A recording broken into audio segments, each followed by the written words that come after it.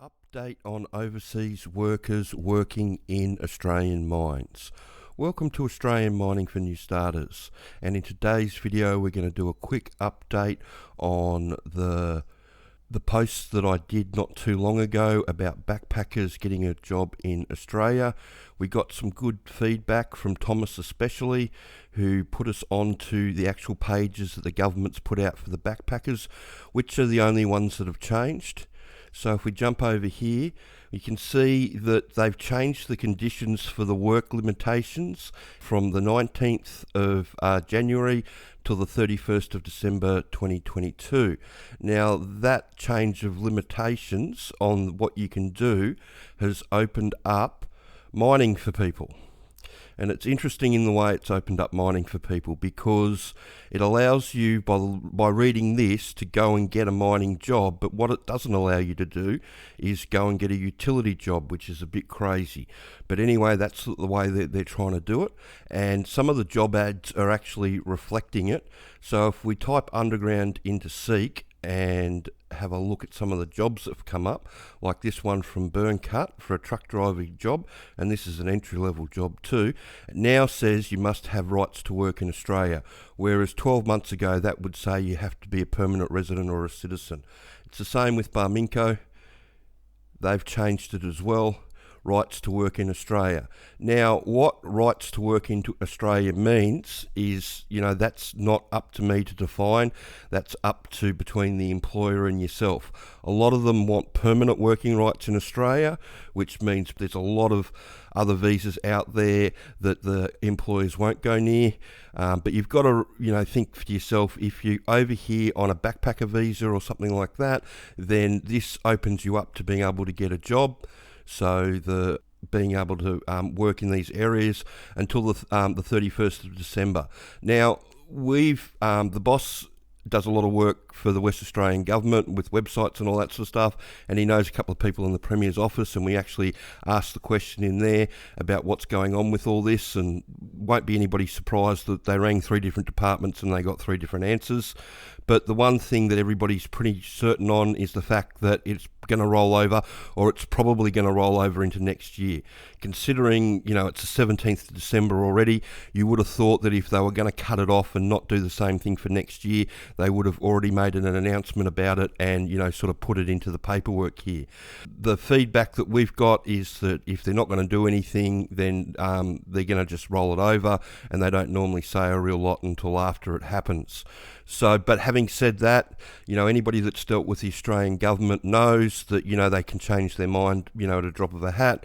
So, if you're looking to try and go mining, I would strike while the iron's hot, especially if, you're on a 6-month visa and you want to extend it and all that sort of stuff. What would you do? Well, me personally, I would head to Kalgoorlie. So I would do the sponsor's Intro to Underground Mining, the DIY. It's $495. It's going to give you all that information that the majority of the mines around Kalgoorlie want, and then I'd head straight to Kalgoorlie. And the reason that I'd head straight to Kalgoorlie is because in this statement here, where it's up the top, it actually says that, you've got to be in a regional area. Okay, so that means that, I don't, technically all the mines are in regional areas, but whether they count the destination of the fly in, fly out as the base or not, that's up to the employers and up to the government as well. There's a whole heap of grey in all this, everybody.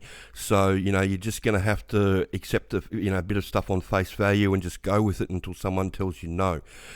So that's why I'd be heading to Kalgoorlie. Kalgoorlie or Mount Isa. Kalgoorlie's probably got more mines around it that are looking for people. The other good thing about Kalgoorlie is that it's a town of 30,000 people. So if you don't end up getting a mining job, there are other well-paid jobs in the town that need to be done. So you can actually get paid good money for a short period of time in some of these regional mining towns. So that's the way I'd go about it.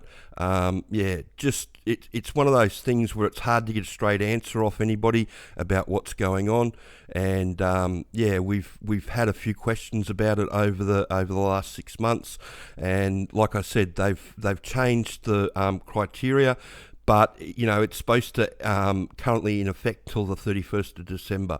And, like I said, everything that we've been told says that will roll over, because nobody said any differently. But, like I said, it's the Australian government, and it is what it is. So if you're going to if you're backpacking around the country and you want a mining job, that's my advice. Do the DIY, get your mining knowledge up to speed, and then head to a mining town. So I hope that updates everybody on what's going on. So they've obviously changed something, and the employers are still feeling it all out about who they can take and who they can't take.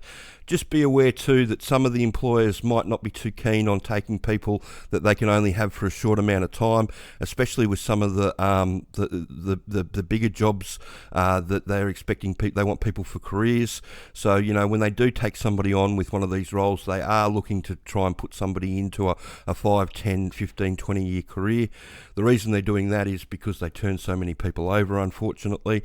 So I know there are companies around Kalgoorlie and Mount Isa that are taking people on that are on visas because they've just got nobody. But yeah, you might struggle a little bit more if you're trying to do a fly and fly out, or the employers might not go with the fly and fly out. You might actually have to reside in the regional town, and that might be the sticking point that you have to do. So that's what I do. Like I said, I do the sponsors training and head straight to Kalgoorlie before every other bugger does. But I hope you found that information helpful, and if you could share this information around and like and subscribe the channel. Thanks.